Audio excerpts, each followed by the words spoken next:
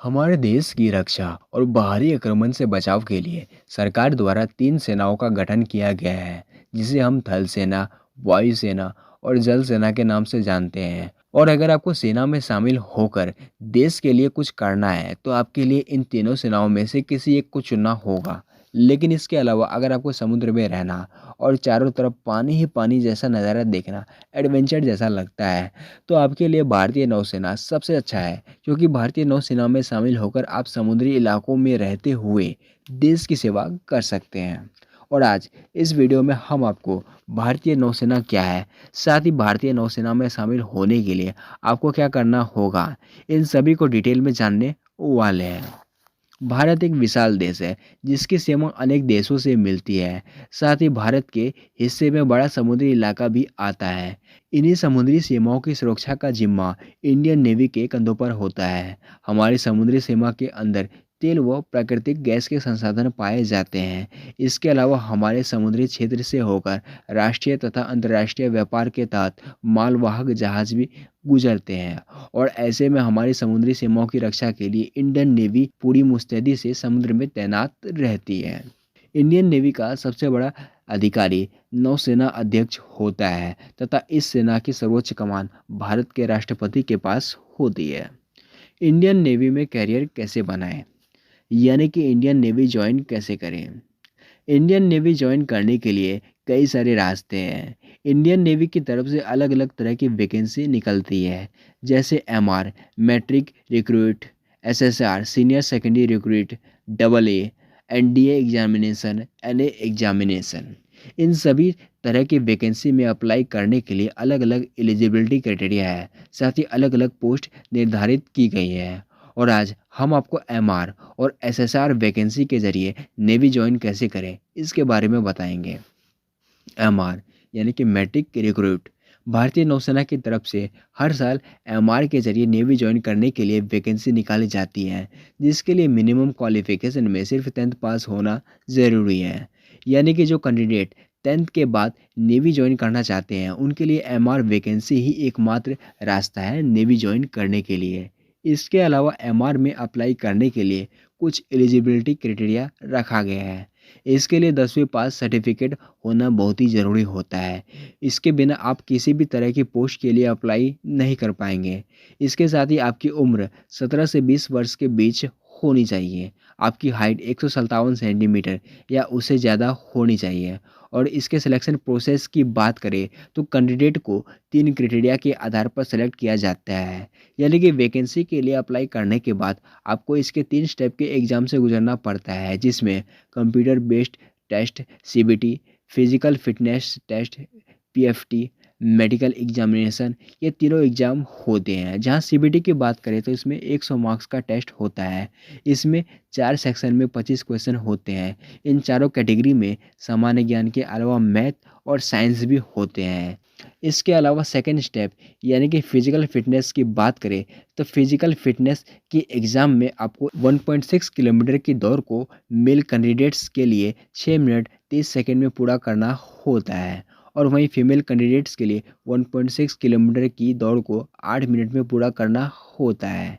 इसके अलावा कुछ पुशअप्स वगैरह भी करवाए जाते हैं। इस सभी टेस्ट को क्लियर करने के बाद, यानी कि अगर आपने सीबीटी जो कि फर्स्ट स्टेप होता है इसको क्लियर कर लिया है, और उसके बाद second step physical fitness test को भी क्लियर कर लिया है, तो इसके बाद आपको मेडिकल एग्जामिनेशन के लिए बुलाया जाता है, जो कि सबसे लास्ट एग्ज़ाम है। मेडिकल एग्ज़ाम जिसमें आपकी बॉडी मेजरमेंट के साथ साथ आपकी मेडिकल प्रोफाइल पर भी ध्यान दिया जाता है और चेक किया जाता है कि आप शारीरिक रूप से स्वस्थ है या फिर नहीं है। और अगर आपको कोई परमानेंट बीमारी है तो आप मेडिकल टेस्ट पास नहीं कर पाएंगे, और मेडिकल क्लियर होने के बाद आपका सिलेक्शन नेवी में हो जाता है। एसएसआर से इंडियन नेवी ज्वाइन कैसे करें। एसएसआर यानी सीनियर सेकेंडरी रिक्रूट, जिसे हिंदी भाषा में वरिष्ठ माध्यमिक भर्ती कहते हैं। और एसएसआर एग्ज़ाम उन कैंडिडेट्स के लिए सबसे बेस्ट है जो कि 12th पास कर चुके हैं और इसके बाद इंडियन नेवी में ज्वाइन करना चाहते हैं। तो कैंडिडेट्स इंडियन नेवी में सेलर यानी कि नाविक बन सकते हैं। नाविक जो कि इंडियन नेवी के सिपाही होते हैं। एसएसआर एग्ज़ाम के लिए एजुकेशन क्वालिफिकेशन की बात की जाए तो इसके लिए कैंडिडेट्स का 10वीं और 12वीं पास होना ज़रूरी है। और वो भी पीसीएम सब्जेक्ट यानी कि फिजिक्स, केमिस्ट्री, मैथ के साथ पास होना ज़रूरी है। और यदि आपने 12वीं के समकक्ष परीक्षा पीसीएम के साथ उत्तीर्ण की है, जैसे डिप्लोमा इन इंजीनियरिंग, यानी कि अगर आपने पॉलिटेक्निक का कोर्स किया है तब भी आप इसके लिए अप्लाई कर सकते हैं। लेकिन यहाँ पर आपको एज लिमिट का भी ध्यान रखना पड़ेगा, क्योंकि सेलर यानी कि नाविक की पोस्ट के लिए न्यूनतम आयु 17 वर्ष और अधिकतम आयु 20 वर्ष होनी चाहिए। इसके अलावा मेल कैंडिडेट की हाइट 157 सेंटीमीटर और फीमेल कैंडिडेट की हाइट कम से कम 152 सेंटीमीटर होना ज़रूरी है। सबसे ध्यान देने योग्य बात यह है कि आवेदक अविवाहित होना चाहिए। अविवाहित पुरुष या अविवाहित महिला उम्मीदवार ही इस पोस्ट के लिए आवेदन कर सकते हैं। और इसके सिलेक्शन प्रोसेस की बात करें तो कैंडिडेट को 3 क्राइटेरिया के आधार पर सेलेक्ट किया जाता है। यानी कि वैकेंसी के लिए अप्लाई करने के बाद आपको इसके 3 स्टेप्स के एग्ज़ाम से गुजरना पड़ता है, जिसमें computer based test CBT, physical fitness test PFT, medical examination, ये तीनों एग्ज़ाम शामिल हैं। जहां सीबीटी की बात करें तो इसमें 100 मार्क्स का टेस्ट होता है, जिसमें 4 सेक्शन में 25 क्वेश्चन होते हैं। इन चारों कैटेगरी में सामान्य ज्ञान के अलावा मैथ्स और साइंस से भी क्वेश्चन होते हैं। इसके अलावा फिजिकल फिटनेस यानी कि सेकंड स्टेप के एग्ज़ाम में 1.6 किलोमीटर की दौड़ को मेल कैंडिडेट्स के लिए 6 मिनट 60 सेकंड में पूरा करना होता है, और वहीं फीमेल कैंडिडेट्स के लिए 1.6 किलोमीटर की दौड़ को 8 मिनट में पूरा करना होता है। इसके अलावा कुछ पुशअप्स जैसे फिजिकल टेस्ट भी करवाए जाते हैं। और सबसे आखिर में होता है मेडिकल एग्जामिनेशन, जिसमें आपके बॉडी मेजरमेंट के साथ आपकी मेडिकल प्रोफाइल पर भी ध्यान दिया जाता है और यह चेक किया जाता है कि आप शारीरिक रूप से स्वस्थ है या नहीं। अगर आपको कोई परमानेंट बीमारी है तो आप मेडिकल टेस्ट पास नहीं कर पाएंगे, और वहीं अगर आप शारीरिक रूप से स्वस्थ पाए जाते हैं तो आपका मेडिकल क्लियर हो जाता है, और मेडिकल क्लियर होने के बाद आपका सिलेक्शन नेवी में सेलर के लिए होता है। तो ये तो हुआ इंडियन नेवी ज्वाइन करने के लिए एमआर और एसएसआर एग्ज़ाम की जानकारी। लेकिन अब हम लोग यह जान लेते हैं कि नेवी ज्वाइन करने के बाद आपकी सैलरी कितनी होगी। एसएसआर एग्ज़ाम से नेवी ज्वाइन करने के बाद वेतन। तो दोस्तों, एसएसआर का वेतन इस बात पर निर्भर करता है कि वे कितने समय से सेवा में हैं। इसके अलावा वेतन इस बात पर भी निर्भर करता है कि रैंक क्या है। एक नाविक का वेतन 21,700 से 69,100 रुपये के बीच हो सकता है। इसके अलावा एक अग्रणी नाविक के पास उच्च पद होता है और वह सीधे अपने कमांडिंग ऑफिसर को जवाब देता है, जिससे उन्हें अन्य निचली रैंकिंग वाले नाविक सहित बाकी डिवीज़न को चलाने में मदद मिलती है। एक अग्रणी नाविक का वेतन 25,500 से 81,100 के बीच हो सकता है।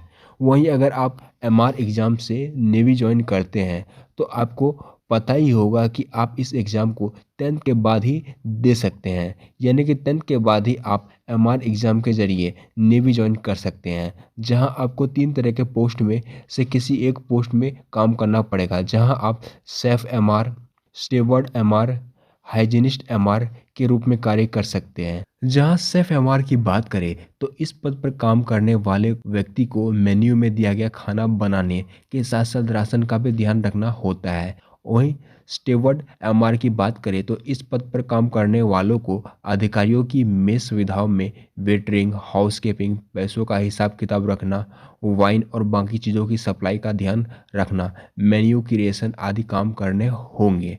और वहीं हाइजीनिस्ट एमआर की बात करें तो इस पद पर कार्य करने वाले व्यक्ति को शौचालय और अन्य जगहों को साफ रखना होता है।